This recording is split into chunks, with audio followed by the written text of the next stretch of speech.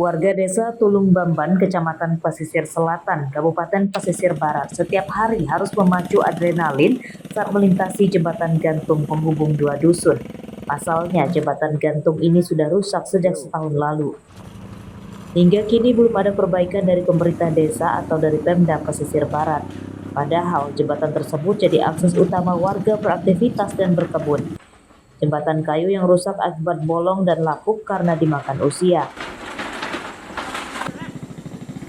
Warga berharap jembatan sepanjang 25 meter ini segera diperbaiki.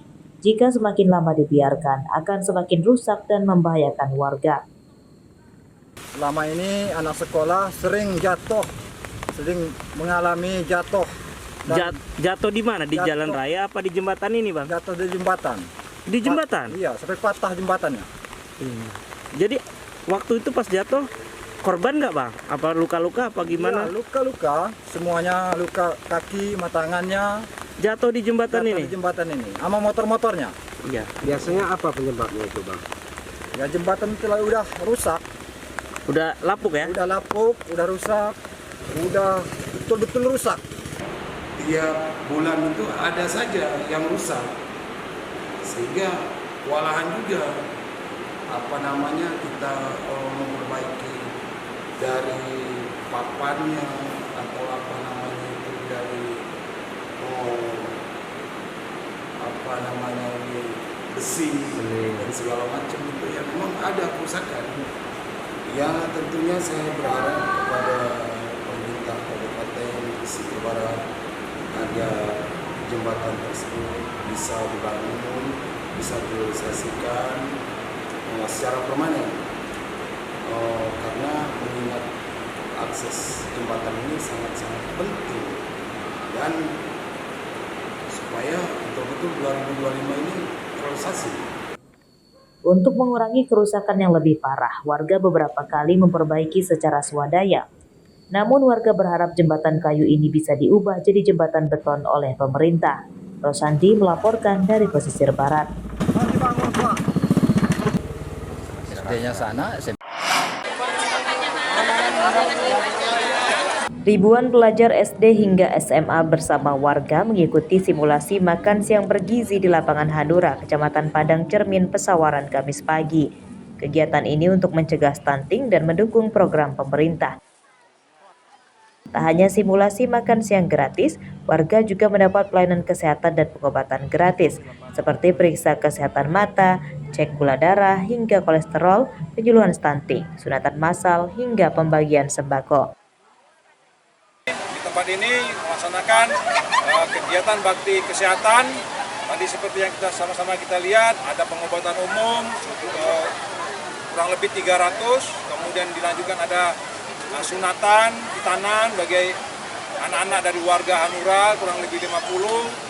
Kemudian ada juga donor darah, kemudian pemeriksaan gigi. Kemudian kita juga menggelar dapur lapangan untuk memasak kurang lebih 1000 porsi untuk makan siang bergizi untuk adik-adik kita dan masyarakat yang ada di sini, khususnya anak-anak sekolah dan masyarakat, serta pemberian sembako kurang lebih 1000 paket untuk warga di sekitarnya.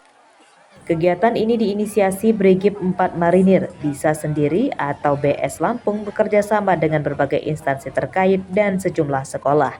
Arsadi Saputra melaporkan dari Pesawaran. Kami juga melaksanakan pemeriksaan gigi. Sejak diluncurkan pada bulan Mei lalu, program Identitas Kependudukan Digital atau IKD di Bandar Lampung baru sekitar 18% warga yang menggunakannya atau sekitar 144.000 warga. Sedangkan jumlah warga yang telah memiliki KTP sekitar 800 ribuan warga.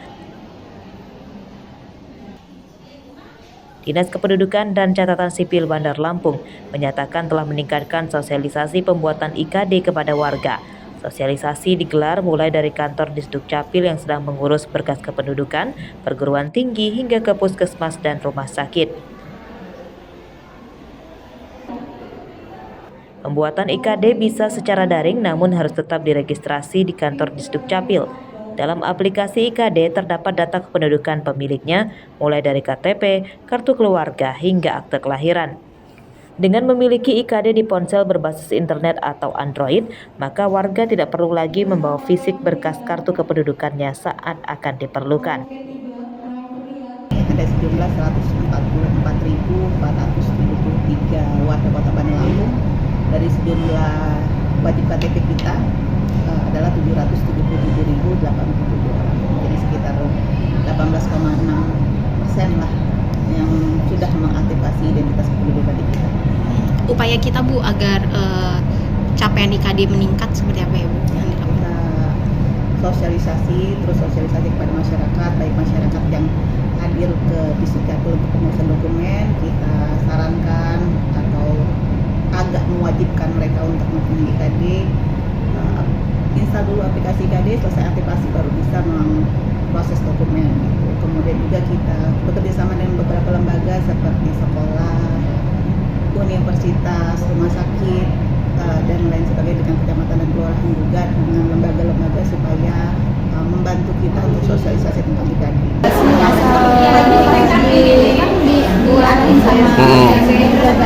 Itu syarat-syaratnya apa aja? Cuman KTP lama, kakak. Biasanya kalau dari nomor handphonenya nanti masuk sama email. Oh, pakai smartphone berarti?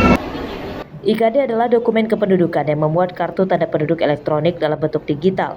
Mulai awal tahun depan, pemerintah mulai memberlakukan IKD sebagai kunci mengakses 9 pelayanan publik pemerintah, mulai dari layanan kesehatan, bantuan sosial atau bansos, surat izin mengemudi atau SIM, administrasi kependudukan, pendidikan, hingga transaksi keuangan negara.